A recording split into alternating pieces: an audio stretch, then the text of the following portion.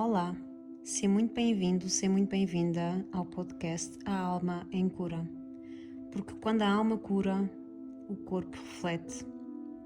Neste podcast temos como principal objetivo de abrir consciências, de partilhar histórias reais, autênticas, honestas, de pessoas reais, sem filtros, sem máscaras, com o principal objetivo de conectar, de nos unir na nossa humanidade.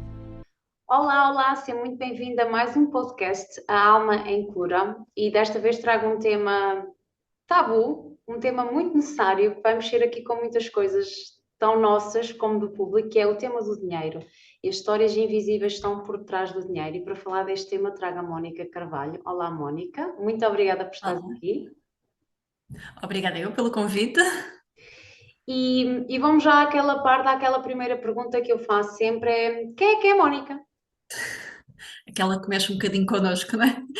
Então, a Mónica foi uma pessoa curiosa sobre pessoas e acontecimentos, diria assim, desde muito cedo que comecei, tipo, na observação de porque é que algumas pessoas viviam felizes, outras não, também com a minha própria história da minha família, e falamos aqui de dinheiro, não é? Dos conflitos que existia em relação ao dinheiro, e tive a trabalhar 26 anos na indústria farmacêutica, o que também me permitiu observar estes padrões de comportamento, quer a nível da saúde, quer a nível de conhecimento humano.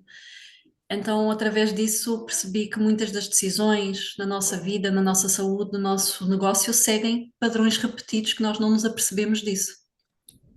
E é sobre isso mesmo que vamos falar. E se pudesses dar um conselho à Mónica, com o conhecimento que tu tens hoje e maturidade, à Mónica de 20 anos atrás, ou à Mónica de quando tinha 20 anos, à tua Mónica de 20 anos, o que é que tu lhe dizias na praticidade do dinheiro, relativamente a dinheiro? O que é que tu lhe dizias para fazer diferente ou não era necessário ela fazer nada diferente? Era, eu preciso fazer muitas coisas diferentes. O estudo aqui tinha que estar envolvido, embora né, eu fui uma pessoa que sempre estudei toda a vida e realmente estudar dinheiro foi há uns anos atrás, não tantos assim, mas foi há uns anos atrás.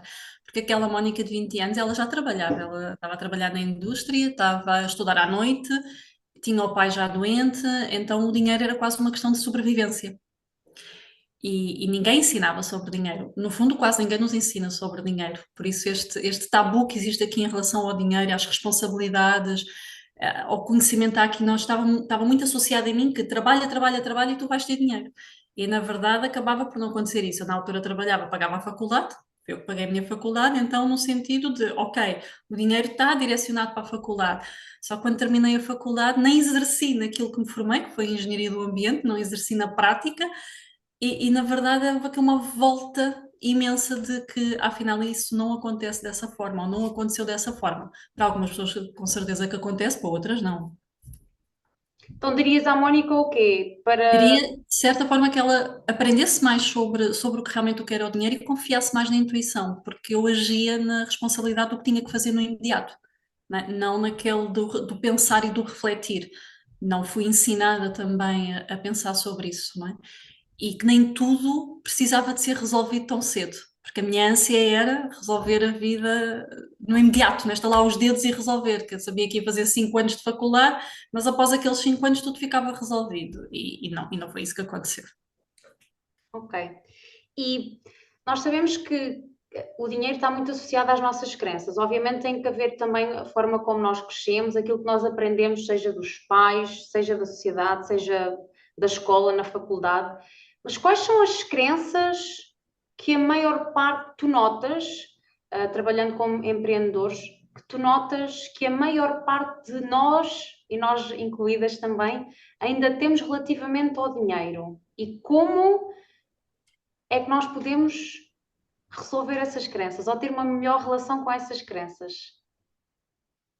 Bem, se conseguimos identificar a crença, já estamos um passo à frente, porque estamos a ter consciência da crença, não é? Agora, o que é a crença? É algo que nós acreditamos como certo. Então, nós já vimos todos aqui muito falar sobre dinheiro e há algumas crenças que nós temos a ideia que já são conhecidas, né? O dinheiro não, perdão, o dinheiro não nasce nas árvores, né? Temos esse conceito aqui. Mas a gente precisava de olhar um pouquinho mais fundo para essa crença, porque a crença é aquilo que está dentro de mim, que eu acredito como verdadeiro e que eu não questiono. Esta é que é a crença. Então, se eu não consigo olhar para o que de verdade é o dinheiro, se eu não consigo perceber como é que o dinheiro funciona na minha vida, do meu sistema familiar também, porque é o ponto que nós trazemos e que muitas vezes não vimos, é repetimos o padrão familiar em relação ao dinheiro. Como os nossos pais, como os nossos avós, como os nossos bisavós lidavam com o dinheiro e, sobretudo, como é que o dinheiro chegou à nossa família. E nós esquecemos esta parte. Nós colocamos muito a nossa mente. Porque nós temos esta coisa de vamos resolver tudo mental, e é verdade que nós estamos, a nossa mente é fabulosa, é através dela que nós resolvemos soluções e situações, ou que encontramos soluções e resolvemos situações, mas este ponto daqui de pensar assim, realmente o que é que eu penso sobre dinheiro? Como é que eu vejo o dinheiro? Porque o dinheiro tem muito a ver com a nossa identidade. Ele vai mexer na nossa identidade. E é aqui que ele se torna um problema mais profundo, porque ele vai amplificar quem nós somos. Nós temos ainda esta ideia de que pessoas que têm dinheiro são pessoas más. Não, o dinheiro vai amplificar aquilo que eu tenho dentro de mim. Agora, ele vai mexer com a minha personalidade. Psicologicamente, vai mexer aqui comigo.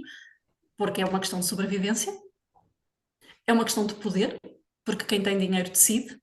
Né? Então, vai mexer aqui comigo. E eu quero sobreviver. Aqui a sobreviver, se eu não tiver as necessidades básicas, saúde, alimento, casa, eu vou me sentir em perigo. Então, claro que eu vou olhar para o dinheiro de uma forma diferente. Uma pessoa que tem estas necessidades já nutridas e que o dinheiro dela é para fazer um investimento ou para comprar uma casa melhor ou para comprar um carro melhor. Então, nós também precisamos sempre de perceber de que lugar é que nós estamos quando falamos sobre dinheiro. Explica-nos lá, eu já sei o que é que tu vais dizer, porque nós trabalhamos muito isso. O que é na realidade dinheiro? Dinheiro, no fundo, é uma energia, não é? Uma troca. Eu faço um serviço, executo um serviço e recebo o dinheiro. Só que aqui a gente precisa de olhar no sentido de é uma energia que serve à vida. Então, se ele não serve à minha vida e eu não sirvo à vida de outros, eu posso ter mais dificuldade em gerar o dinheiro. Nós dizemos muito vou ganhar dinheiro, a gente não ganha nada, a gente gera dinheiro. Como é que eu estou a servir à vida do outro? De que lugar é que eu sirvo? Do lugar da necessidade? E aqui o dinheiro vai ficar mais resistente, porque eu não estou a olhar no como é que eu posso contribuir com a vida do outro, eu estou a olhar no sentido é quanto é que eu vou ganhar a fazer isto? E aqui cria-me aqui a tensão. Então eu preciso de olhar tipo, ok, como é que eu estou na minha vida? Como é que eu me sirvo a mim? O dinheiro vai ser para quê na minha vida? Porque se reparares, muitas vezes as pessoas ganham mais dinheiro, mas logo a seguir gastam o dinheiro. A gente ganha mais dinheiro, vai comprar uma casa diferente. A gente ganha mais dinheiro, vai comprar um carro novo. Então ele também é um valor de status. Então, se ele é uma energia que serve à vida, ele anda, ele tem uma fluidez, o dinheiro não é para estar parado, ele é para circular. É uma troca que tem que haver aqui em circulação. Quando eu quero reter, porque eu tenho medo que ele me vá faltar, ele vai faltar mesmo. Eu vou ficar doente, eu vou perder o eletrodoméstico, vai-se avariar, o carro pode bater.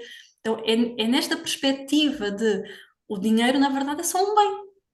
E é um bem de troca que existe há muito tempo. Antigamente podíamos trocar, uma pessoa cultivava cebolas, outro cultivava tomates, havia esta troca.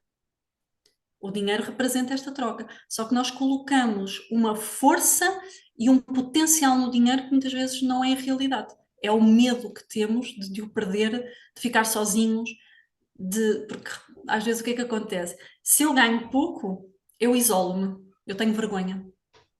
Se eu ganho muito, eu tenho culpa porque estou a ganhar mais do que os meus colegas, por exemplo, os amigos, que é a família. Então, a dualidade que existe aqui quando nós pensamos em dinheiro, quando nós falamos em dinheiro. Vamos começar agora aqui pela base, que é, e agora falando da realidade de Portugal, em que temos, onde a esmagadora maioria das pessoas vive em modo de sobrevivência, ou seja, as pessoas têm o básico, as que conseguem ter o básico para cobrir as despesas diárias e ou sobra muito pouco ou não sobra nada para, para ir fora, para jantar fora, para o que quer que seja. O que é que diríamos a estas pessoas que estão neste modo de sobrevivência? O que é que elas teriam que alterar para elas poderem atrair mais abundância e terem uma melhor relação com o dinheiro? Aqui temos que olhar para os hábitos dessas pessoas, para as crenças dessas pessoas, porque, na verdade, neste momento, até a vergonha de não ter está mais nas pessoas que trabalham do que daquelas que não trabalham. Então há uma grande vergonha aí. É difícil alguém dizer, um casal que tem um trabalho, ou uma pessoa sozinha, ou uma mãe sozinha, uma mulher que até tem um filho, e de repente ela não consegue nutrir tudo aquilo. O que é que está nela que faz com que ela não nutre aquilo? Muitas vezes uma lealdade a um sistema familiar. Então, se no sistema familiar dela, por exemplo, nenhuma mulher conseguiu sozinha se nutrir, ela vai ter muita dificuldade porque é um padrão familiar. E aqui tem que haver um autoconhecimento. Eu tenho que me predispor a querer conhecer-me, porque é através do autoconhecimento que nós podemos atrair abundância. Porque nós associamos a abundância a ter coisas, e a abundância é quem tu és sem nada. E isto choca um bocadinho. Repete lá isso de novo. Repete lá isso de novo, que eu acho que essa parte é muito importante. Portanto, nós associamos abundância a ter coisas, e tu disseste que a abundância é. Quem tu já és abundante sem nada. Quando tu começas a perceber que tu sem a casa, sem o carro, sem o título, sem o cargo, tu és abundante só porque tu existes e fazes parte aqui neste jogo, porque a vida é um jogo. Nós aqui estamos num jogo. Só temos que aprender as regras do jogo. É quase como se tu tivesses, quando estás a jogar xadrez, quando estás a jogar um jogo de computador, tu tens ali umas regras.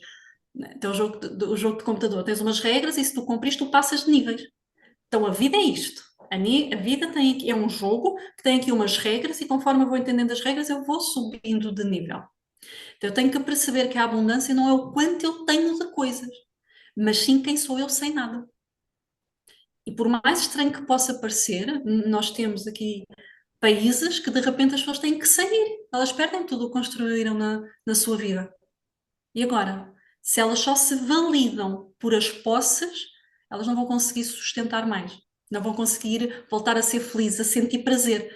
Porque se o dinheiro é uma energia que serve à vida, serve de um lugar de prazer e bem-estar. Se eu não tenho bem-estar, ele não vai servir à minha vida. E este bem-estar não é que eu tenha que ir para um café, para uma discoteca, que eu tenha que andar sempre a viajar. Só que nós atribuímos assim: eu se tiver uma boa vida, eu vou andar a viajar. Eu se tiver uma boa vida, eu vou fazer isto ou aquilo. Mas na verdade, muitas pessoas chegam a esse patamar e não se sentem felizes. Seria verdade se todas as pessoas que chegassem a um determinado patamar financeiro tivessem felizes na vida e não é isso que acontece.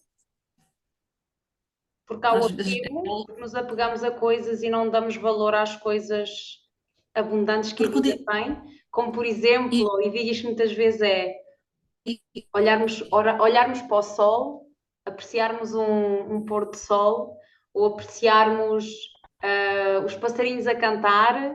Isso é a abundância que a vida tem que nós não damos valor, certo? Peraí, tu estavas a falar.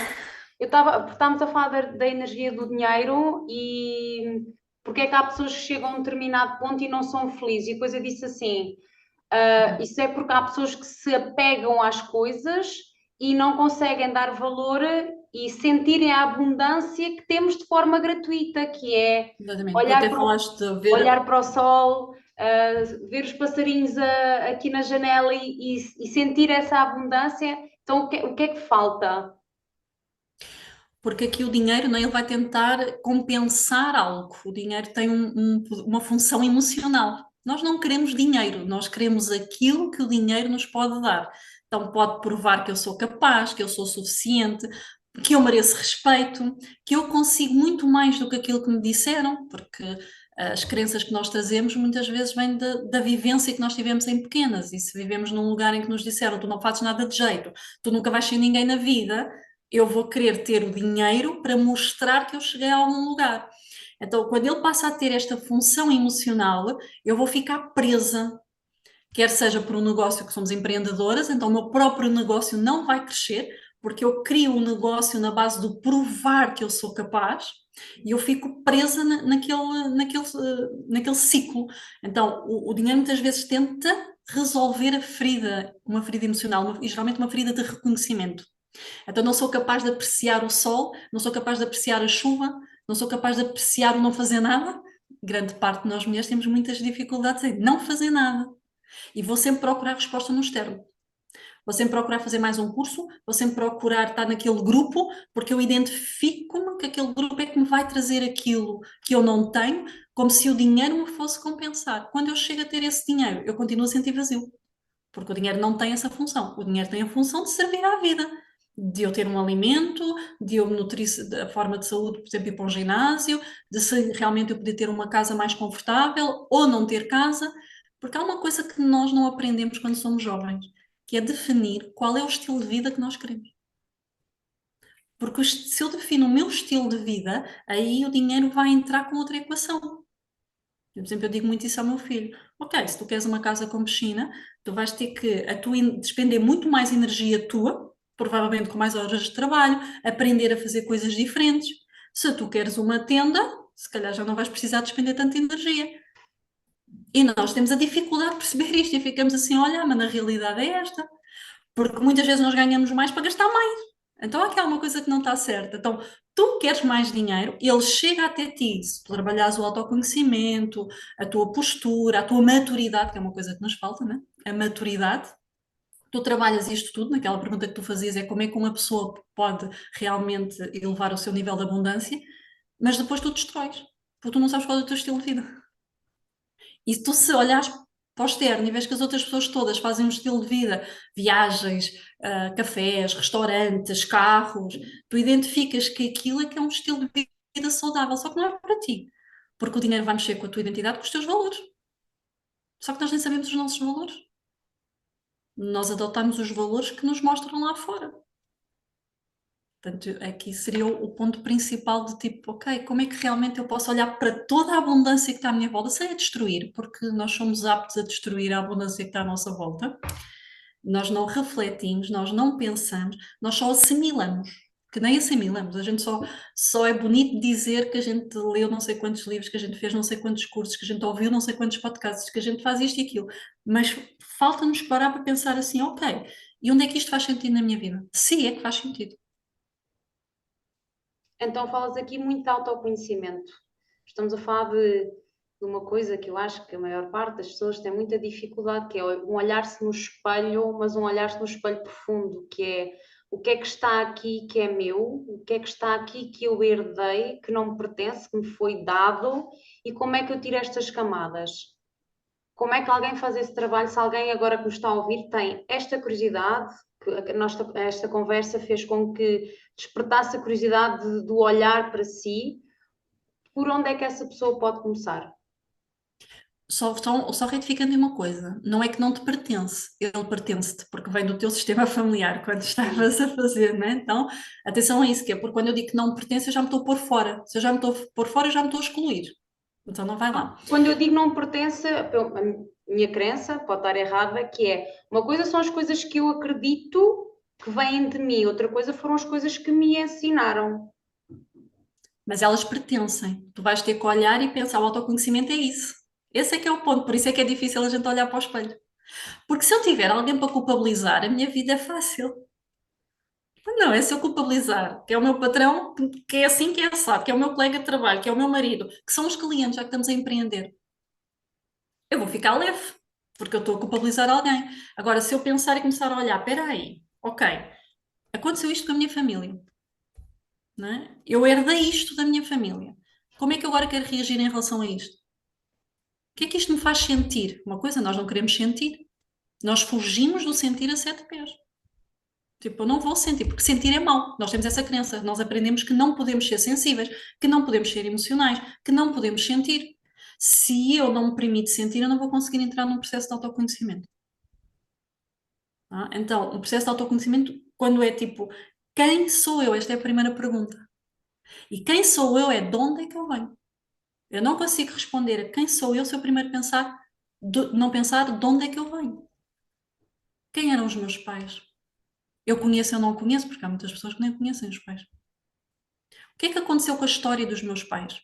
E isto não é para desculpabilizar ou para irmos para aquele, foi por causa dos meus pais. Não, foi para eu entender que eu cheguei aqui e que toda aquela história faz parte de mim. Por isso é que eu digo que ela faz parte de ti. Agora eu vou olhar e vou dizer assim, agora, o que é que eu quero fazer com esta história? Eu quero curar ou não? Eu quero continuar a culpabilizar alguém ou não? Porque não é fácil este caminho, tu olhas para dentro. Primeiro porque tu não queres ter defeitos, tu queres ser perfeita, porque é isto que nos ensinaram, nós temos que ser perfeitas. Então tu não te queres colocar numa situação de vulnerabilidade, porque te disseram que isso é ser fraca. Tu não queres mostrar que tu não consegues e muitas vezes entramos a pensar que isto é uma linha reta, não é? Vou fazer o autoconhecimento e vai ser uma linha reta. E não é uma linha reta. É como a linha do coração. Se fosse reta, tu morrias, né? Se tiver um eletrocardiograma. Só que a gente diz isto sem perceber, na verdade, o que é que isto quer dizer. Então, houve falências na minha família. Houve heranças mal resolvidas. Houve conflitos familiares por causa do dinheiro. Isto era notório na minha família. Muitos conflitos. Ainda para mais, minha mãe ficou sem mãe muito cedo, o pai dela morreu quando ela estava grávida de mim, os meus avós também acabaram por falecer na minha adolescência, e depois não, os irmãos, os tios começaram ali com conflitos. Houve injustiças financeiras, alguém tentou passar por cima de alguém. Isto vai ter muita influência em quem nós somos, porque quando nós decidimos estar aqui, nós vamos olhar para um ponto da família que não foi visto. Então, se alguém foi injustiçado na família e nós queremos desenvolver um negócio, o nosso negócio pode não ir para a frente porque nós estamos a querer que alguém olhe para aquela pessoa. Agora, quem é que vai olhar para aquela pessoa? Eu que estou a querer montar um negócio. E eu não posso culpabilizar que, por causa daquele meu familiar que foi injustiçado, eu agora não consigo prosperar. Não, eu vou ter que olhar, dar um lugar àquilo, soltar e seguir. Só que isto é um trabalho entre mente e coração. Não é uma coisa que eu digo e está feito. É uma coisa que eu vou sentir no meu corpo, porque no nosso corpo, que no final a única coisa que é tu é o corpo, a casa não é tua, os filhos não são teus, o carro não é teu, o cargo não é teu. A única coisa que é tu é o corpo, é onde está tudo registado e aquilo que nós mais maltratamos é o nosso corpo. A gente esquece disso. E se pensarmos que, ok, 70, 75, 80% do nosso corpo é água, isto é emoção. Como é que eu não posso sentir? Agora eu posso trabalhar este sentir, esta molécula da água, para que ela seja mais produtiva. Mas nós não nos queremos encarar a frio. Nós não queremos ouvir que quando estamos a acusar alguém, que quando estamos a dizer que aquela pessoa é culpada, que aquilo está em nós. Que sou eu que tenho aquilo dentro de mim. Eu não quero virar este jogo. Eu discuto e eu entro em conflito, porquê? Porque eu quero ter razão. E aqui é o problema do dinheiro. Quem tem dinheiro tem razão, porque vai pagar, porque vai enganar. Só que não é o dinheiro, é a personalidade, é o caráter. Então o dinheiro está muito relacionado aqui com o caráter. Olha, e agora falando de uma coisa assim um bocadinho mais, nem sei qual é que é o adjetivo, é de classificar, porque não é uma coisa palpável, não é uma coisa, constelações familiares não é uma coisa que a maior parte das pessoas consiga perceber o que é e como é que se faz, mas queria ir por aí. Quem sabe a nossa história, imagina, eu sei a minha história até aos meus pais, sei um pouquinho dos meus avós, mas imagina que estamos a falar de uma coisa que já está na terceira, quarta geração e que teve a ver, sei lá, com roubo, portanto, tudo que tem energia, que é energia relativamente ao dinheiro, mas eu não sei da minha história. Imagina que alguém está agora com um desafio financeiro enorme ou que chega a determinado ponto e não consegue prosperar mais e não consegue entender, é os pontos cegos, não consegue perceber o porquê de não conseguir ir para cima e não é visível e não tem mais conhecimento da história de família. Como é que esta pessoa pode ter conhecimento ou desprender-se do que aconteceu há X gerações atrás e conseguir ir para o próximo nível e prosperar? Ela consegue no sentido, vamos ver uma coisa, primeiro que tu disseste aí, o que é a constelação familiar? É uma filosofia de vida. Então vamos aqui olhar, se é uma filosofia de vida, é como é que eu olho para a vida? E ela baseou todo o desenvolvimento dela vem em três leis, em três princípios sistémicos. Se tu aplicares esses princípios sistémicos na tua vida, ela fica mais harmoniosa ao nível das relações. Relação contigo, relação com os pares, relação no negócio, com tudo. Primeira lei que tem aqui é o pertencimento. Então, tudo pertence, o bom e o mau, que é uma das coisas que nós temos dificuldade logo aqui em entender. A segunda lei é da hierarquia. Quem veio primeiro veio antes, quem veio depois não vai dar opinião ou julgamento sobre quem veio primeiro. E a lei do equilíbrio, que é o que vai acontecer aí a essa pessoa, né? Ela vai equilibrar o sistema, se bem que aqui também a lei do equilíbrio entra muito do tu só queres receber ou tu só queres dar. Então, quando eu vou montar a constelação, o que é a constelação? Montar aqui um campo onde eu vou usar ou pessoas ou os chamados bonecos que a gente quase grande parte conhece, ela vai mostrar uma fotografia do que aconteceu. É uma fotografia do momento exato onde ficou presa aquela energia, que Ou seja, mesmo que ela não se... tu vais ter acesso ao que aconteceu, seja há uma, 2 ou 3 gerações atrás, é isso? vais ter acesso a mais, até 7, 8, pode ir até mais atrás. Depende do grau de consciência da pessoa, porque nós temos níveis de consciência. Aquilo que eu dizia, nós subirmos os níveis, fazemos um jogo, são níveis de consciência. Porque primeiro eu vou ter que olhar para mim. Espera aí, qual é o meu comportamento? Quem sou eu? Lá está aquele, quem sou eu? O que é que eu penso? O que é que eu sinto? O que é que tem valor para mim? A seguir eu vou olhar, então, quem sou eu dentro da minha família? O que é que eu condeno? O que é que eu reivindico? O que é que eu digo que não pode ser? Porque eu não posso olhar lá para trás sem primeiro, tipo, o que é que está a acontecer aqui? Porque muitas das vezes nós não atingimos patamar financeiro porque nós não temos a maturidade de o fazer. Tá?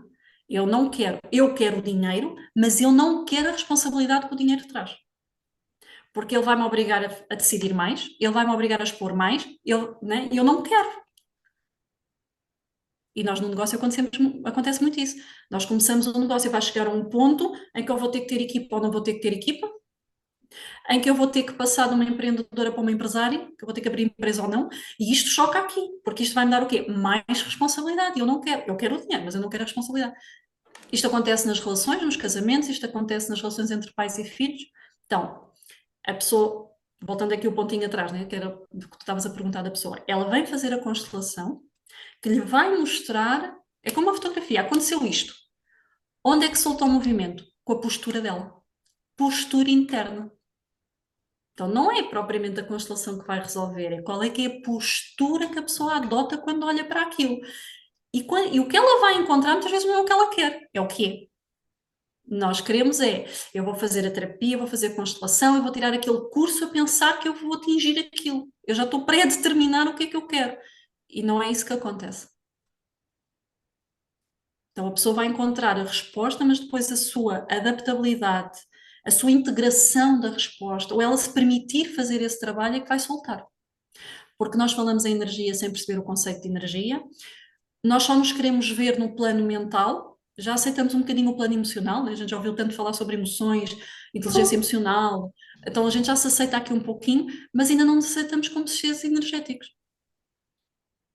A gente esquece que a nossa energia vai influenciar tudo, mas não é só a nossa, é a energia toda que está à nossa volta. Então a pessoa consegue sair desse lugar. Agora, é num estalar de dedos. Sim, não. Depende mesmo da maturidade que ela tem. Não, não levarmos aqui maturidade para a idade. É mesmo, eu vou assumir a responsabilidade. Ok, isto aconteceu, isto foi duro. Mas agora, o que é que eu escolho fazer com isto? Eu escolho realmente prosperar, eu escolho realmente ser um ser abundante. E aqui olharmos que prosperar não é só ter o dinheiro. Porque se eu tiver o dinheiro e eu não tiver amigos, se eu não tiver amizades, o que é que vai ser de mim? Mas é que a gente também sabe que muita gente morre sozinha e mesmo assim tem muito dinheiro. Olha, trazendo agora o tema, eu sei, presumo eu que é o pai, mas corrige-me se eu estou errada, que normalmente a relação com o dinheiro é do pai, mas corrige-me se que eu já não me lembro bem. Qual é, qual é a influência que a relação que nós temos com o pai e a mãe tem diretamente que ver com a abundância que nós temos? Acaba por ter, porque a tua verdadeira abundância é o teu nascimento. Tu já és abundante só porque tu chegaste aqui. E como é que o pai e a mãe vai influenciar? Porque nós supomos que a mãe e que o pai deveriam ser assim, deveriam ter agido assim, deveriam ter feito isto. E que nós costumamos dizer muita vez, né? Com a mãe o dinheiro vem, com o pai o dinheiro fica. Mas entendo que isto é um conceito, assim, uma frase-chave que depois tem mais profundidade do que aquela que muitas vezes a gente pensa, né? Então, a mãe dá a vida, ela deu a vida. E antes de dar a vida, nutriu, porque teve 9 meses o bebê lá. Ela teve que nutrir, ela teve que começar a ter cuidados com ela que não tinha entretanto. Ela muda também né, toda a parte fisiológica para ter aquela criança.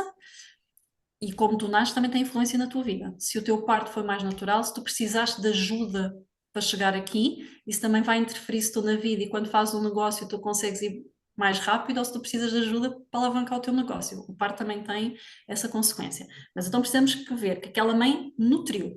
E aquela mãe, ela é uma mulher, que ela tinha sonhos, pensamentos, desejos, que ficaram ali às vezes, desaparecem. O pai é o que dá a vida. O pai deu o espermatozoide, né? Dá ali a vida. E ele vai nos ensinar a ir para o mundo. Dependendo se aquela mãe consegue libertar mais o filho, o pai tem mais facilidade em levar o filho para o mundo. Se aquela mãe, derivado também a tudo o que passou, retém mais o filho, que é o que nós entramos em modo automático quando somos mães, a gente deixa quase de pensar, a gente faz aquilo em modo automático. Eu dou conta, eu é que sei, eu é que organizo, eu é que faço. Muitas vezes nós não damos a oportunidade a que o pai também aqui contribua. E este pai também é um homem, com os seus sonhos, com os seus desejos, com as suas crenças. Se nós conseguirmos perceber que pai e mãe tiveram sucesso porque o único objetivo deles era gerar vida, um ovo e um espermatozoide, eu consigo estar aberta a mais abundância. Porque quem falha não é o pai e a mãe. Quem pode falhar do meu ponto de vista é um homem e uma mulher. Mas é do meu ponto de vista. Porque se eu colocar um 6 entre mim e a minha mãe, uma de nós vai ver um 9. Então, eu estou a querer que ela tenha o meu ponto de vista. Eu preciso aceitar o ponto de vista dela para crescer, porque ela veio primeiro. Seja com o que for, com tudo o que aconteceu, ela veio primeiro. Foi ela que me deu a vida. Se eu não reconheço a vida através da minha mãe, como é que eu vou reconhecer o dinheiro? Porque o dinheiro faz o quê? Noutra vida. Por isso é que nós temos essa dificuldade muitas vezes de ter dinheiro. Agora vai entrar a minha dor, porque eu queria que ela cuidasse mais de mim, ou passasse mais tempo comigo. E às vezes, se calhar, não me passou. Ela precisou também de fazer o dinheiro para pagar o nosso alimento. Nós esquecemos disso. A facilidade que nós temos hoje na vida não era a facilidade dos nossos pais. Então, já que somos tão bons, porque com todo este conhecimento nós não fazemos melhor que eles? Porque continuamos sempre a olhar para eles em vez de olhar para a nossa vida e seguir em frente? Não é? Então, o mesmo com o meu pai. Se eu não reconheço a força do meu pai, e claro que aqui também tem muito a ver com o que é que eu ouvi a minha mãe dizer sobre o meu pai, e vice-versa, vai influenciar aquilo que eu vou pensar dos homens, vai influenciar como é que eu vi o casamento deles ou a relação deles, também me vai influenciar, e quando eu vou criar o meu negócio e eu tenho que falar com os pares, vai me influenciar, porque eu vou ter que ir para o mundo, eu vou ter que ir falar com o cliente, eu vou ter que falar com colegas de profissão. Como é que eu vou fazer? De que lugar é que eu vou conversar com eles? Do lugar que eu aceito um pai ou do lugar que eu não aceito um pai? Não sei se ficou explícito, diz-me.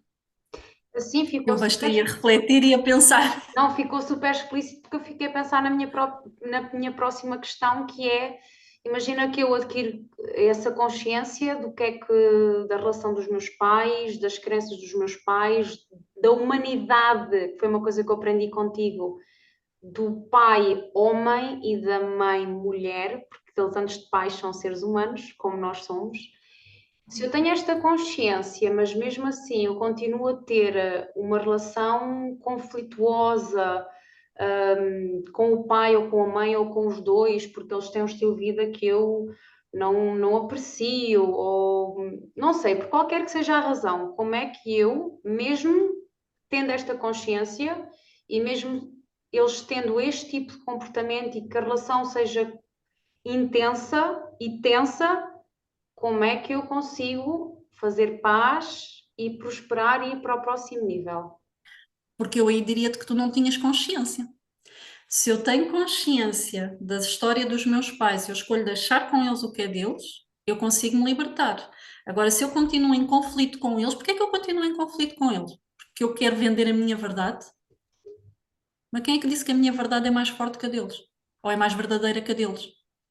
Entendes aí qual é que é o ponto? Porque se eu continuo em conflito, porque há uma coisa que nós precisamos de entender. O que é que nos vai custar muitas vezes? É que para nós crescermos e para resolvermos, às vezes temos que nos afastar um pouquinho mais da nossa família de origem. E nós não queremos. Então aqui tem a ver com a maturidade, com o não tomar decisões. Porquê que muitas vezes a gente não prospera? Porque nós não tomamos decisões.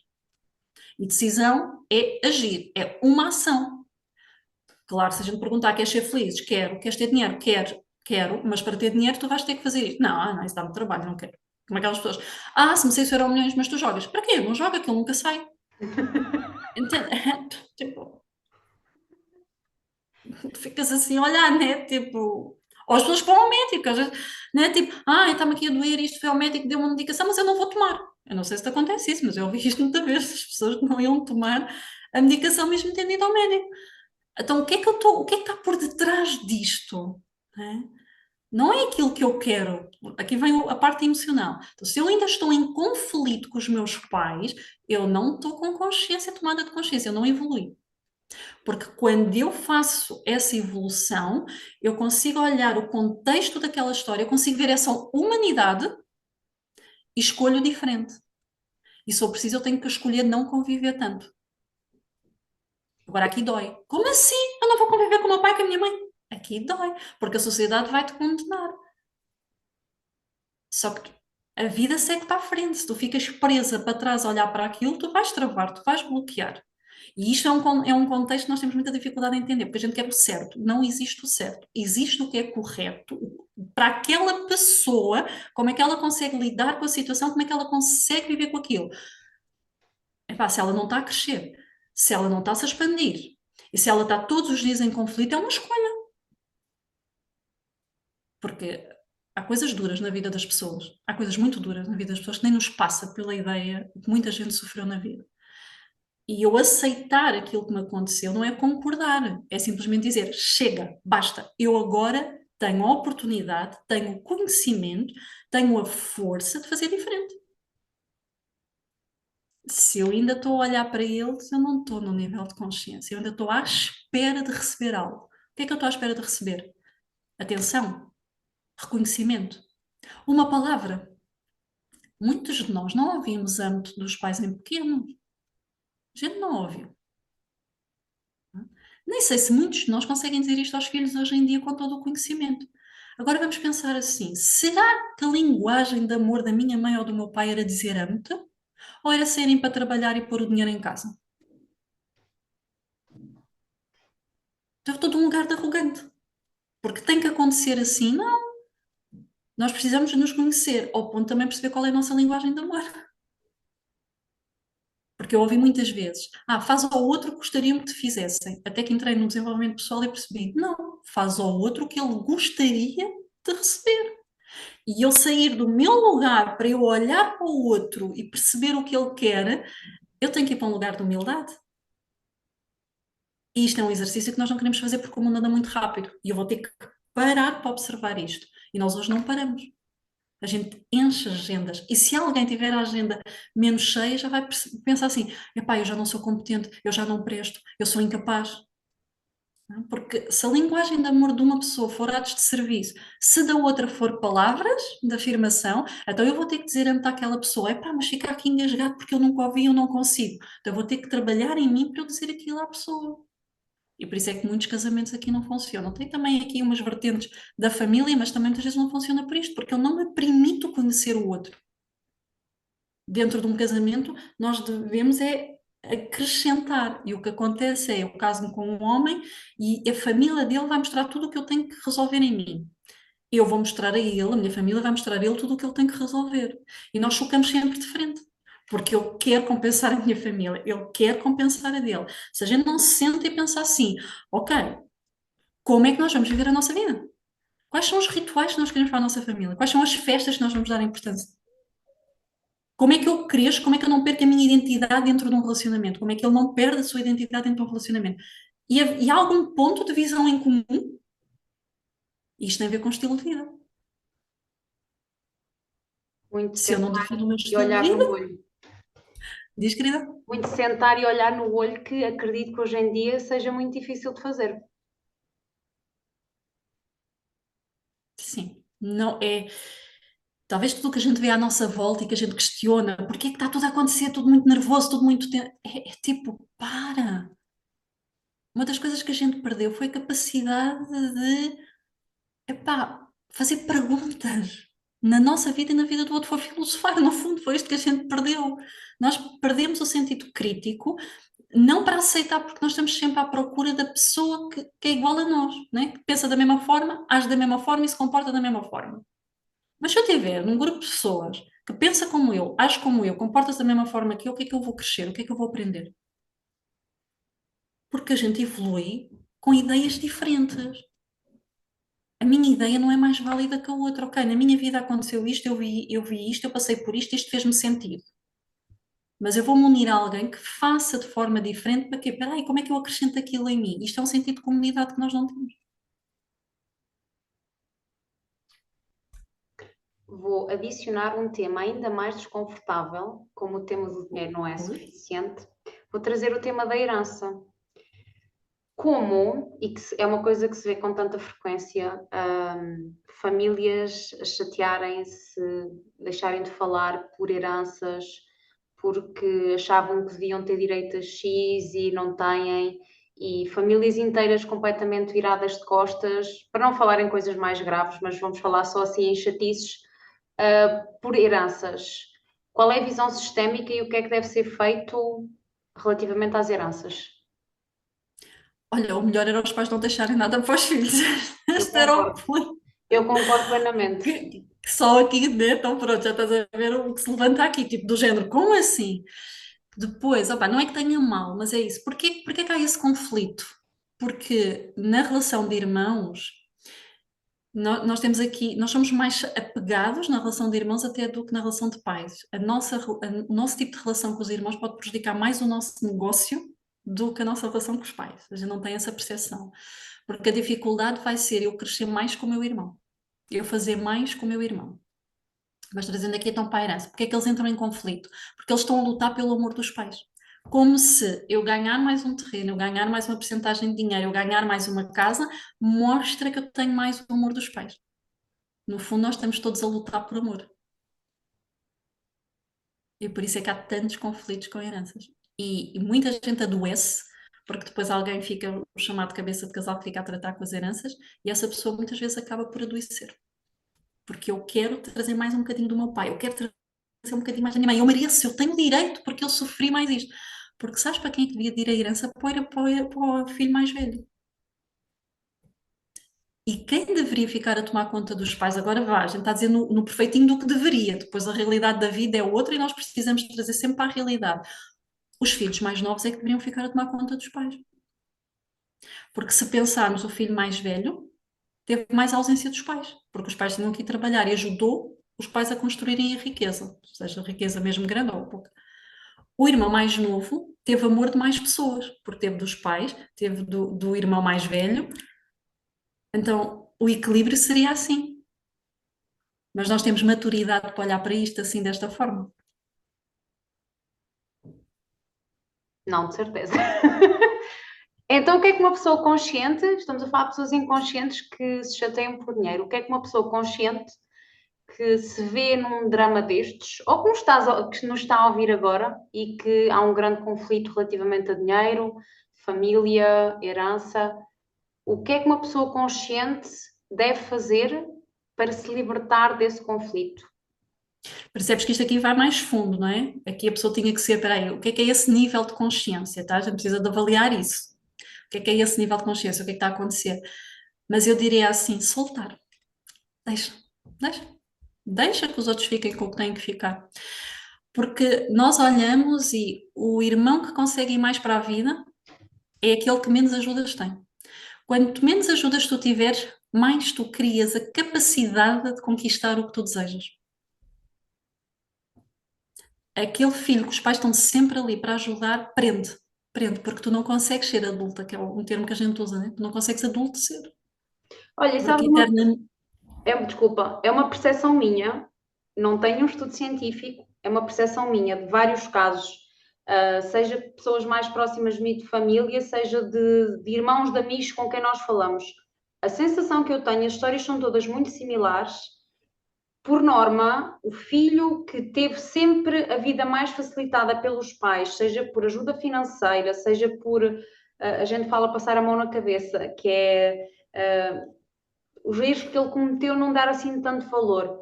Por norma, é sempre o filho mais ungrateful, como é que se diz em português? Mal agradecido.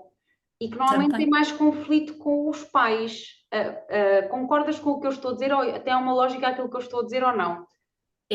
não só mais conflito com os pais, como com a sociedade, seja com a relação dele com os amigos, com o patrão, com ele próprio, com os empregados, o que ele tiver. Porquê? Porque os pais que fazem isso ao filho, o que é que estão a dizer? No inconsciente, nós precisamos de entender que a gente só sabe o que vê com esta mente consciente, a que está aqui. Só que o nosso campo energético ele mostra muito mais e 95% das nossas ações são inconscientes. Então, o que é que os pais, quando estão a fazer isso, olhar para aquele filho e apoiar dessa forma, estão a dizer que ele não é capaz de ir para a vida? Inconscientemente estão a dizer que reconhecem que ele não tem força de ir para a vida. Então, ele não vai conseguir ir para a vida. Por isso é que ele entra mais em conflito. E se ele tiver um relacionamento, ele está à espera que esse relacionamento se comporte da mesma forma que os pais se comportaram. Se ele for para um emprego, ele vai estar à espera que os colegas de trabalho e o patrão se comportem da mesma forma, porque nós repetimos os padrões de relacionamento que nós aprendemos na infância.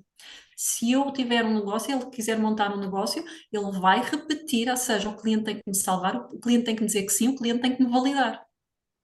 Nós vamos repetir isso.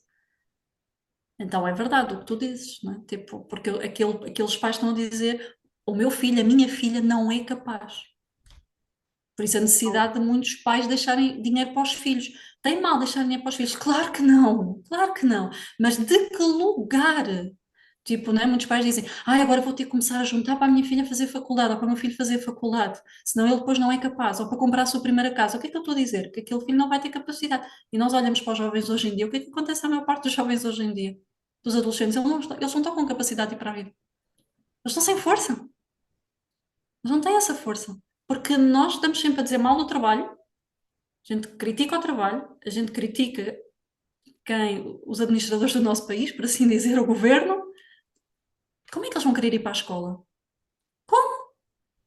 Nós não reconhecemos a autoridade. E a autoridade aqui não é autoritarismo. Nós não reconhecemos quem veio primeiro. Então, aqui é o contexto de, ok, como é que eu estou aqui? Como é que eu vejo isto? Porque se eu me resolver, se eu olhar para quem eu sou, se eu olhar para as minhas sombras, para os meus defeitos, sombra aos meus defeitos, que eu não vou desaparecer com eles, eu simplesmente vou conversar com eles e perceber aqueles que me podem potencializar. Eu sempre ouvi dizer que ser teimosa era mau. E eu tenho essa característica do ser teimosa, quando eu quero compreender algo. Quando eu não entendo ali, ou seja, eu não digo que aquilo está errado, eu tipo, peraí, eu não percebi, como é que é isto? Eu vou atrás de perceber aquela resposta. Para mim, teimosia não é mau, mas as pessoas dizem que é mau. Então, eu preciso de entender, eu considero que é um defeito ou isto aqui potencializa para eu descobrir algo mais. O fato, se calhar, de eu olhar e perceber desde pequeno, porque é que aquela família é infeliz e a minha não? Porque é que aquela família faz aquilo e a minha não? Porque é que tanta gente está doente? Quando eu entrei no laboratório farmacêutico, tipo, eu tive muito ego, tipo, do género, eu vou contribuir para a sociedade, eu vou resolver o problema do mundo. Quando eu entrei para a engenharia do ambiente, é agora que o mundo vai melhorar todo. Né? Olha aqui o meu ego, até que eu percebi, peraí, está tudo pior, isto não está a melhorar, por mais que eu queira contribuir. Então eu comecei a olhar, tipo, peraí, porque é que umas pessoas se curam com doenças graves e outras não? Como é que as pessoas vão ficar toda a vida dependente de um medicamento? Isto começou-me a fazer aqui muitas perguntas e, tipo, às vezes comentava e as pessoas, porque é assim? E este porque é assim, para mim tinha aqui um impacto de, não pode ser assim. Então eu era teimosa na procura dessas respostas. Então nós temos que entender aqui, é um defeito mesmo ou é só porque nós agimos de forma diferente dos pares? E isto é um exercício que nós não queremos fazer quando tu falaste na lei espelho. E não entendemos o que é a lei espelho, por mais que ela esteja aí e que toda a gente fale dela. O que eu mais trabalho com vocês é este efeito de lei espelho. E nós não entendemos. Entendi. Olha, Bateu aí qualquer coisa, foi? sim, sabes que estas conversas é sempre autoconhecimento e é sempre olhar para nós, que eu acho que tenho humildade suficiente para dizer que tenho muita coisa para resolver e eu acho sempre que estas conversas são super interessantes e olho sempre para mim e percebo, ok, ainda tenho isto para trabalhar, ok, já sei um bocadinho dali, mas ainda... eu acho sempre estas conversas fascinantes.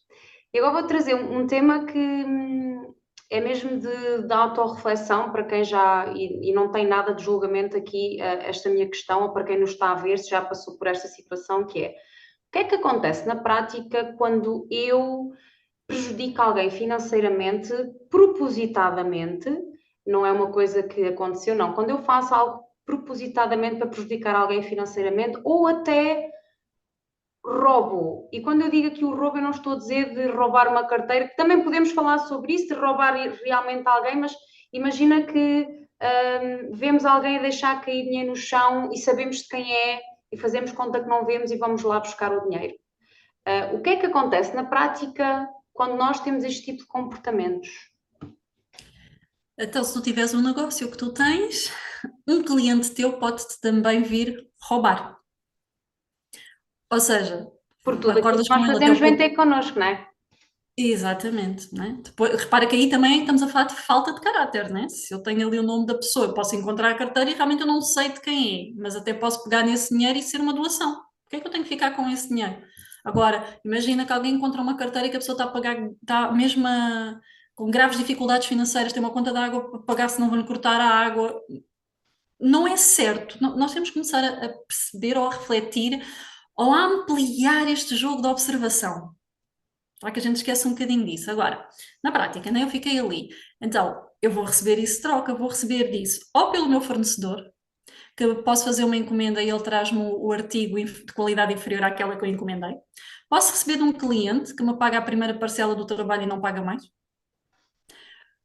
Pode-se-me avariar o carro, porque eu vou ter que gastar esse dinheiro. Ou mais grave, o meu filho pode vir a pagar por isso. Porque nós estamos aqui muitas vezes a pagar por essas situações que aconteceram no nosso contexto familiar. E nós não entendemos isso, porque a gente diz assim: quem é que eu tenho lá a ver com o meu trisavô, roubou, não sei quem, ou não sei o que mais? Temos a ver, porque nós fazemos parte de um sistema familiar. Ai, Mónica, isso é muito espiritual, isso é muito misticismo. Não, a própria ciência já comprova isto, não herdaste só o aspecto físico. Tu herdas muitos sentimentos e emoções da tua família. E se nós estamos aqui numa lei de equilíbrio que eu vou compensar o que aconteceu, até porque nós trabalhamos por compensação, nós não nos apercebemos disto. Se eu olhar, eu pensei, eu fiz um técnico profissional de química, fui para um laboratório farmacêutico, tirei engenharia do ambiente e hoje falo sobre emoções, sobre mente, sobre um ser holístico na totalidade. Porquê? Porque a minha família morria cedo. Eu comecei a perceber disso da minha família. Enquanto há famílias que os membros chegam aos 80, 90 anos, a família do meu marido, a minha não. Chega ali à volta dos 45, começam a ter problemas graves que deixam a vida muitas vezes parada, então aquilo começou aqui a bater. E eu comecei a olhar, ok, eu trabalho por compensação à saúde do meu sistema familiar. O que é que eu tenho que perceber isto? Que eu vou ter que ter mais cuidado, talvez, com a minha saúde e que eu posso demorar um bocadinho mais a chegar lá. Tá? Então, aquilo que eu faço, eu vou receber de volta.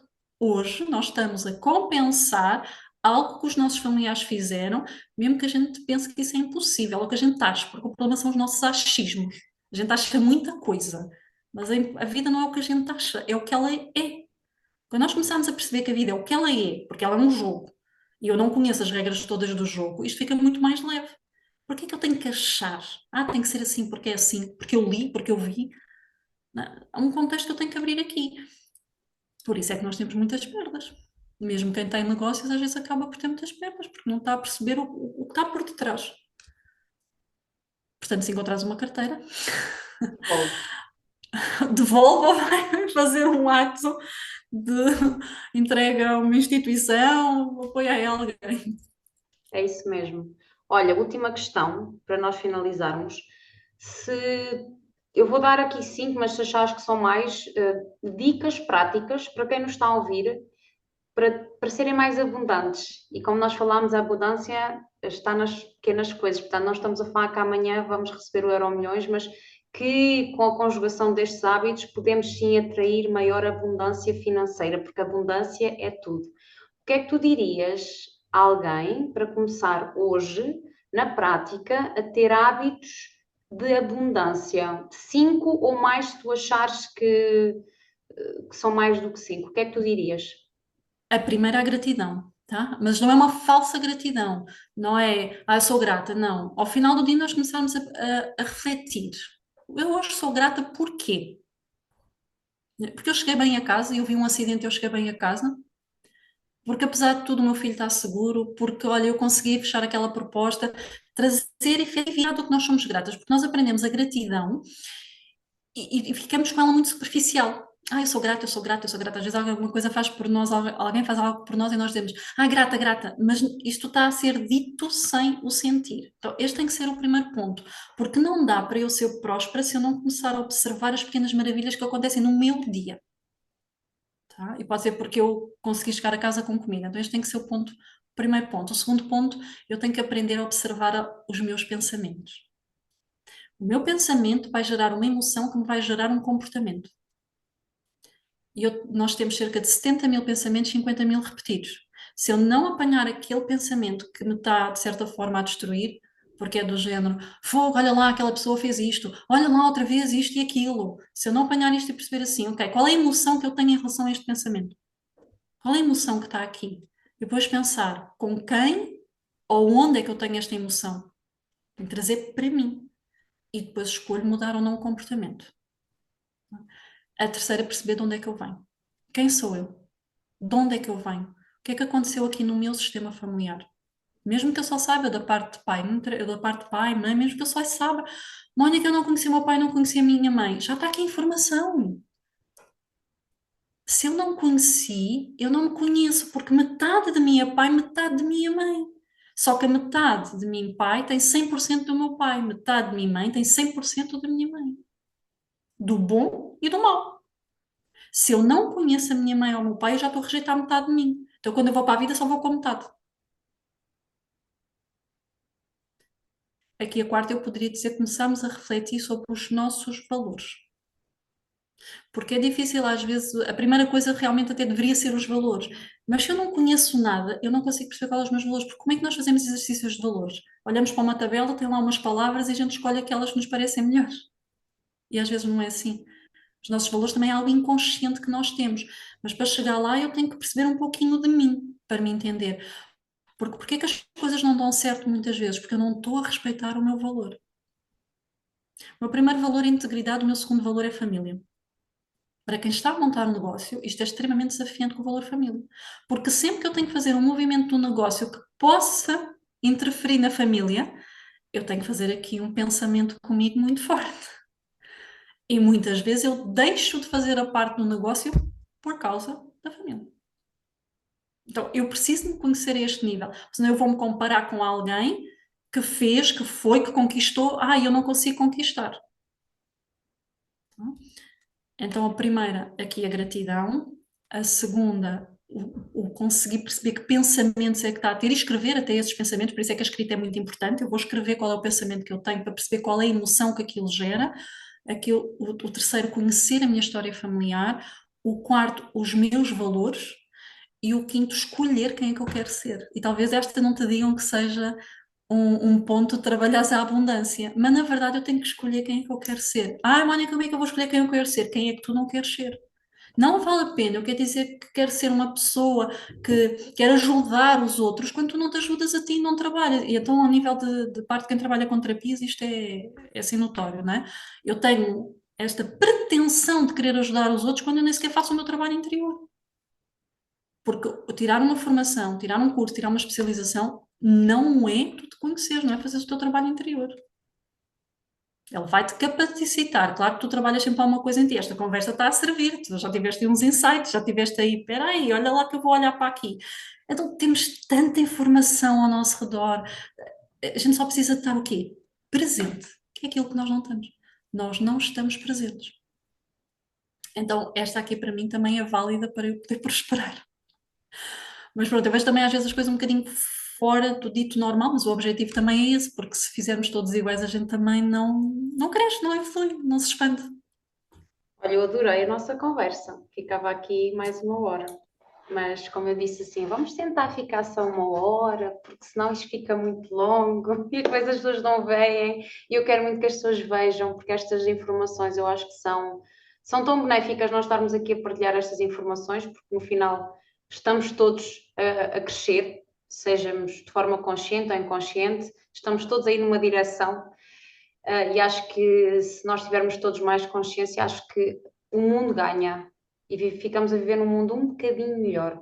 Fazemos a nossa parte, não conseguimos mudar os outros, mas conseguimos mudar a nós próprios. Portanto, Mónica, muito obrigada pela tua partilha, pelo teu Deixa-me tempo. só te dizer uma coisa. Nós mudamos os outros quando a gente se muda a nós. Na verdade, eu quero que o outro pense assim, mas se eu começar a pensar eu como quero que o outro pense, eu melhoro-me a mim e ao outro. E esta é que é a magia daquilo que nós não conhecemos. Isto porque na prática é isso, eu não posso mudar o outro, mas se eu trouxer um entendimento de quando eu me escolho, quando eu me coloco no lugar de aprendiz, eu estou a dar ao outro uma oportunidade de ouro. Então eu mudo o outro. Não porque eu fui com essa intenção, mas porque eu consigo mudar o outro de dentro. Pronto. Olha, adorei, lindo, é verdade. Olha, o que é que tu fazes neste momento e como é que as pessoas te podem encontrar, seja nas redes sociais, seja se alguém quiser trabalhar contigo, como é que funciona? Eu ajudo no trabalho com empreendedoras que não conseguem muitas vezes sustentar as suas decisões, porque estes padrões invisíveis, esta forma de pensar, as crenças muitas vezes bloqueia. Então, elas têm muito conhecimento, têm muita formação, mas não conseguem tomar as decisões no seu negócio. Não conseguem realmente atingir aquilo que elas querem. E podem me encontrar na rede social do Instagram, monica.constelador. Depois eu ponho aqui, eu coloco aqui as tuas informações todas. Muito obrigada, Mónica. Adorei a nossa conversa. Espero que lá em casa também. Por favor, partilhem, comentem, subscrevam o nosso canal para nós chegarmos a mais pessoas, para nós darmos um pouquinho mais de consciência, ou abrirmos um pouquinho mais de consciências e partilharmos um pouquinho de conhecimento e de amor, que eu acho que isto é amor. Da minha parte, muito obrigada. Um beijinho, Mónica, obrigada e até à próxima. Obrigada mais uma vez pelo convite e pela oportunidade também de falar aquilo um bocadinho como eu vejo e como eu penso. Obrigada, fiquem bem. Beijinhos.